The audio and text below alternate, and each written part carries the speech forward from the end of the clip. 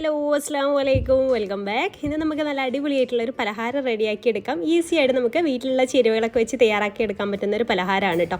അപ്പോൾ എല്ലാവർക്കും ഈസി ആയിട്ട് ചെയ്യാൻ പറ്റുന്ന ഒരു പലഹാരം എങ്ങനെയാണ് ചെയ്യുന്നത് നോക്കാം. അപ്പോൾ ആദ്യം ഞാനൊരു പാൻ ഒന്ന് ചൂടാക്കി എടുത്തിട്ടുണ്ട്. അതിലേക്ക് 1 ടീസ്പൂൺ നെയ്യ് ഒഴിച്ചു കൊടുക്കാം. എനിക്ക് എന്താ പറയുക, എണ്ണയിൽ ചെയ്യുക അതിൻ്റെ ഒന്നും ആവശ്യമില്ല, നെയ്യാണ് ഇതിൽ യൂസ് ചെയ്യുന്നത്. അതൊന്ന് അതിൻ്റെ ഒരു ഫ്ലേവറൊക്കെ കിട്ടാൻ വേണ്ടിയിട്ട്. എന്നിട്ട് അതിലേക്ക് കുറച്ച് നമുക്ക് എത്രയാണോ അണ്ടിപ്പരിപ്പൊക്കെ വേണ്ടത് അതിനനുസരിച്ച് അണ്ടിപ്പരിപ്പ് ഇട്ട് കൊടുക്കാം. പിന്നെ നിങ്ങൾക്ക് മുന്തിരി വേണമെന്നുണ്ടെങ്കിൽ മുന്തിരി ഇട്ട് കൊടുക്കാം. അപ്പോൾ എൻ്റെ കയ്യിൽ ഇപ്പോൾ മുന്തിരി ഉണ്ടായിരുന്നില്ല, അപ്പോൾ അത് ഞാൻ ചേർക്കുന്നില്ല കേട്ടോ. പിന്നെ അതിലേക്ക് ഒരു 1/2 കപ്പ് തേങ്ങ ചിരവിയത് കൂടെ ഇതിലേക്ക് ആഡ് ചെയ്ത് കൊടുക്കുന്നുണ്ട്. അതൊന്ന് റോസ്റ്റ് ചെയ്ത് എടുക്കുകയാണ്. ഒരുപാട് അങ്ങ് വഴറ്റിയെടുക്കേണ്ട ആവശ്യമൊന്നുമില്ല കേട്ടോ, ജസ്റ്റ് ഒന്ന് റോസ്റ്റ് ചെയ്തെടുത്താൽ മതി. പിന്നെ അതിലേക്ക് ഒരു നേന്ത്രപ്പഴം ചെറുതായിട്ട് കട്ട് ചെയ്തതാണ്, അതും കൂടെ ഇട്ടിട്ടൊന്ന് വഴറ്റിയെടുക്കുന്നുണ്ട്. പിന്നെ അതുപോലെ 2-3 ഏലക്ക ചതച്ചതിൻ്റെ സീഡ്സാണ് കേട്ടോ, അത് ചേർത്ത് കൊടുക്കാം നല്ലൊരു ഫ്ലേവർ കിട്ടാൻ വേണ്ടിയിട്ട്. എന്നിട്ട് നമുക്ക് വീണ്ടും നന്നായിട്ടൊന്ന് മിക്സ് ചെയ്തിട്ട് ഒന്ന് വഴറ്റിയെടുക്കാം. ഈ പഴമൊക്കെ ഇതുപോലെ തന്നെ നിന്നോട്ടെ കേട്ടോ, അതിങ്ങനെ ഉടഞ്ഞു പോകാതിരിക്കാൻ ശ്രദ്ധിക്കുക. എന്നിട്ട് ഇതുപോലെ നന്നായിട്ടൊന്ന് മിക്സ് ചെയ്തിട്ട് എടുക്കുക. ഇനി നമുക്കിതിലേക്ക് ഞാൻ കുറച്ച് ടൂട്ടി ഫ്രൂട്ടിയാണ് കേട്ടോ ചേർക്കുന്നത്, റെഡ് കളറിലുള്ള. അപ്പം ഇത് നിർബന്ധമുള്ള കാര്യമല്ല, ഞാൻ മുന്തിരിയൊന്നും ഇല്ലാത്തതുകൊണ്ടാണ് കേട്ടോ ഇത് ചേർത്തിട്ടുള്ളത്. അപ്പോൾ അതും കൂടെ ചേർത്തിട്ട് നമുക്ക് അങ്ങ് തീ ഓഫ് ചെയ്യാം. ഇത് ചേർത്തിട്ട് പിന്നെ കൂടുതൽ സമയം ചൂടാക്കി എടുക്കേണ്ട ആവശ്യമൊന്നുമില്ല, നമുക്ക് തീ ഓഫ് ചെയ്യാം. ഇനി നമുക്കിതിന് വേണ്ടിയിട്ടുള്ള സംഭവം റെഡിയാക്കി എടുക്കണം. അപ്പോൾ ഇതൊരു പാത്രത്തിലേക്ക് മാറ്റുന്നുണ്ട്. എന്നിട്ട് വീണ്ടും ആ ഒരു പാൻ വെച്ചിട്ട് ചൂടാക്കിയ ശേഷം വീണ്ടും 1 ടീസ്പൂൺ നെയ്യ് കൂടെ ഒഴിച്ചു കൊടുക്കുക. ഞാനിവിടെ വളരെ ചെറിയ ക്വാണ്ടിറ്റിയിൽ ഉണ്ടാക്കുന്നുള്ളൂ കേട്ടോ. അപ്പോൾ ആ ഒരു നെയ്യിലേക്ക് നമുക്ക് 1/2 കപ്പ് റവ ചേർത്ത് കൊടുക്കാം. എന്നിട്ട് ആ ഒരു നെയ്യിലിട്ടിട്ട് നന്നായിട്ടൊന്ന് ഇത് റോസ്റ്റ് ചെയ്തിട്ടെടുക്കണം.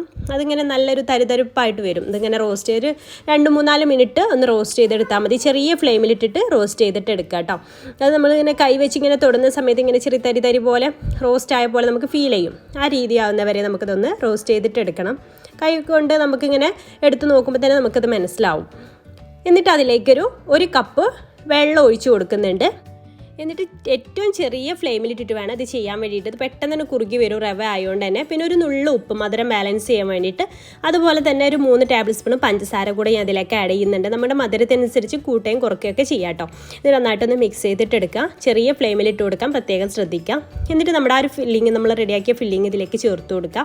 അപ്പോൾ മുഴുവനായിട്ട് ഞാൻ ചേർക്കുന്നില്ല, കുറച്ച് അവിടെ ബാക്കി മാറ്റി വെച്ചിട്ടുണ്ട്. അത് നമ്മൾ സെറ്റ് ചെയ്യുമ്പോൾ ഇട്ട് കൊടുക്കാൻ വേണ്ടിയിട്ടാണ്. അപ്പോൾ ഇത് നന്നായിട്ടൊന്ന് മിക്സ് ചെയ്തിട്ട് എടുക്കുക.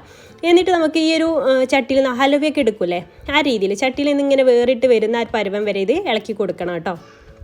കണ്ടോ, ഇതുപോലെ ചട്ടിയിൽ നിന്ന് ഇങ്ങനെ വിട്ടു പോരുന്നുണ്ട്. ഈ ഒരു പരുവാകുമ്പോഴാണ് നമുക്ക് ഫ്ലെയിം ഓഫ് ചെയ്യേണ്ടത്.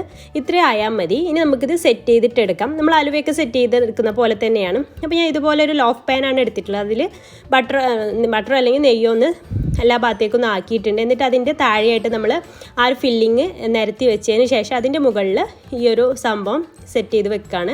നല്ല പ്രസ് ചെയ്തിട്ട് അമർത്തിട്ട് പ്രസ് ചെയ്ത് കൊടുക്കുക.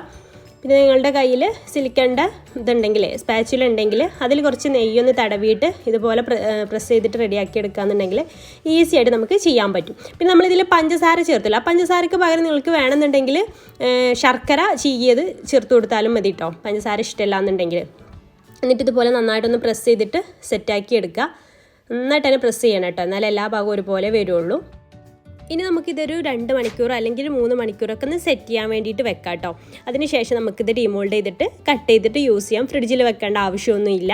ഇപ്പോൾ ഇത് 2 മണിക്കൂർ കഴിഞ്ഞിട്ടുണ്ട്. സൈഡൊക്കെ നമുക്ക് ഒന്നെങ്കിൽ ഇങ്ങനെ കൈ വെച്ചിട്ട് വിടിയിപ്പിച്ച് കൊടുക്കുക, അല്ലാന്നുണ്ടെങ്കിൽ ഇതുപോലെ ഒരു സ്പാച്ചിൽ വെച്ചിട്ട് അല്ലെങ്കിൽ കത്തി വെച്ചിട്ടൊക്കെ ഒന്ന് ജസ്റ്റ് ഒന്ന് വിടിയിപ്പിച്ച് കൊടുക്കുക കേട്ടോ. പെട്ടെന്ന് തന്നെ അതിൽ വിട്ടു പോരും. സൈഡൊന്ന് ജസ്റ്റ് ഒന്ന് ഇങ്ങനെ ആക്കി കൊടുത്താൽ മതി. എന്നിട്ട് നമുക്കിതൊരു പ്ലേറ്റിലേക്ക് മാറ്റി കൊടുക്കാം. അപ്പോൾ അതുണ്ടോ, കറക്റ്റായിട്ട് സെറ്റായിട്ട് വന്നിട്ടുണ്ട്. അപ്പോൾ നമുക്ക് ഈസി ആയിട്ട് വീട്ടിലുള്ള സംഭവങ്ങളൊക്കെ വെച്ചിട്ട് തയ്യാറാക്കി എടുക്കാൻ പറ്റുന്ന നല്ലൊരു പലഹാരമാണ്. അപ്പോൾ ഇത് നമുക്ക് ഇഷ്ടമുള്ള ഷേപ്പിലൊക്കെ കട്ട് ചെയ്തിട്ട് എടുക്കാം കേട്ടോ. അപ്പോൾ ഞാനിങ്ങനെ നീളത്തിലൊന്ന് കട്ട് ചെയ്തിട്ട് എടുക്കുന്നുണ്ട്. നല്ല അടിപൊളിയാണ്, ഈസി ആയിട്ട് നമുക്ക് ചെയ്യാൻ പറ്റുന്ന, മധുരം ഇഷ്ടപ്പെടുന്നവർക്കൊക്കെ ഇഷ്ടമാവുന്നൊരു സ്നാക്കാണ്. അപ്പോൾ ഈ വീഡിയോ ഇഷ്ടമായി എന്ന് വിചാരിക്കുന്നു. ഇഷ്ടമായാൽ ട്രൈ ചെയ്ത് നോക്കുക. ട്രൈ ചെയ്ത് നോക്കിയിട്ട് ഫീഡ്ബാക്ക് അറിയിക്കുക. അപ്പോൾ ഇൻഷാല്ലാ പുതിയൊരു നല്ലൊരു വീഡിയോ ആയിട്ട് നമുക്ക് അടുത്തൊരു ദിവസം കാണാം. താങ്ക്